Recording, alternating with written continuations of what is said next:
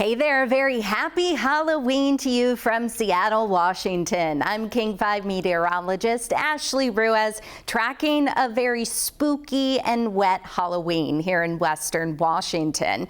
It is going to be a little blustery at times as well, with heavier rain arriving tonight and into the first half of our Saturday. And this weekend, friendly reminder, we fall back 1 hour Saturday night and Sunday morning. So if you're going to continue your Halloween festivities, you get 1 extra hour to do so Saturday night, Sunday morning. If you're just going to sleep, then extra hour of sleep, and it's going to be beneficial, I'm sure, for all of us. But let's talk about that forecast, because it is going to be a wet one, which, looking back to some data all the way from the 40s and 50s, on average, we've had more wet Halloweens here in Western Washington, and the tradition's going to continue into today. But generally, it's been on the lighter side of things. But Seattle, 55% of our Halloweens since records began, so 1945 at the Seattle-Tacoma Airport,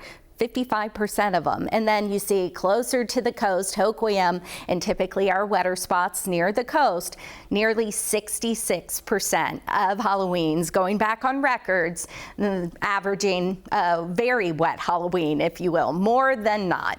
But today, again, we're going to have increasing rain, gusty winds, but the weather team, we've issued a first alert for Friday night and into Saturday, when we're expecting the brunt of the impacts, especially if we get this little sneaky low pressure system developing, and that could bring us some more wind and some more heavy rain. So that's something we're watching. But into the back half of our weekend, decreasing showers and becoming partly sunny. Next week, staying a bit on the soggy side, pretty active with just a couple of systems rolling through. So once again, first alert weather mode Friday night and into Saturday because of the threat of heavy rain, 30+ mile per hour gust, river rises because of the high snow levels and the heavy rain, ponding on the roads, maybe some clogged drains, and yes, once again, power outages are possible. So we'll keep a close eye on that.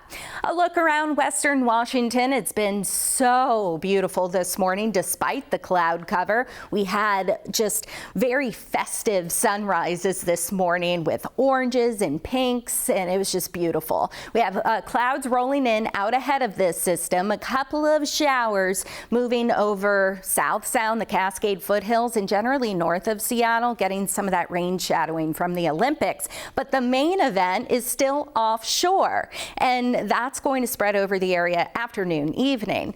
There are a couple of wind alerts in place. The north coast, northwest interior, so think Whidbey Island, Friday Harbor, Orcas Island, that's a wind advisory this morning through tonight for the potential for gusts up to 50. That's where we'll have the strongest winds today, but then it's going to be breezy for everyone. So the kiddos will likely need the rain gear just with them for trick-or-treating, though there could be a couple of breaks, and winds will start to die down a little bit overnight before picking right back up. So let's pick things back up Saturday morning. You see how potentially some wind gust over 30-40 miles per hour will be possible pretty much all for Western Washington, not just the coast or the islands or the northwest interior. Then they will start to die down, still a little gusty at times into Saturday, but peaking Saturday morning into the early afternoon.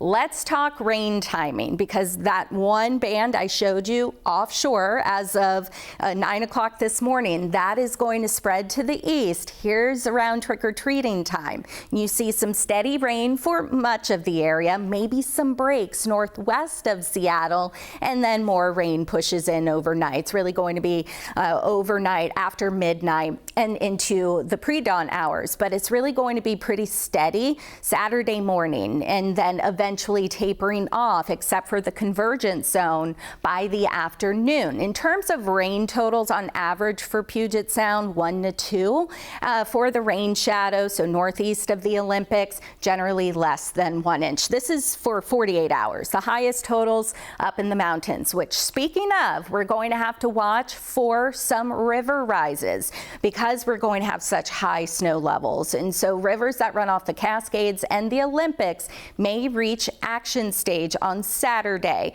and into Sunday. So it will be something we watch. And a look at the river levels, again, action stage. So we're not expecting major flooding for our rivers, but still we'll keep a close eye on. And as I mentioned, daylight saving comes to an end November 2nd, and our sunset time on Sunday in Seattle before 5 o'clock at 4:49 p.m.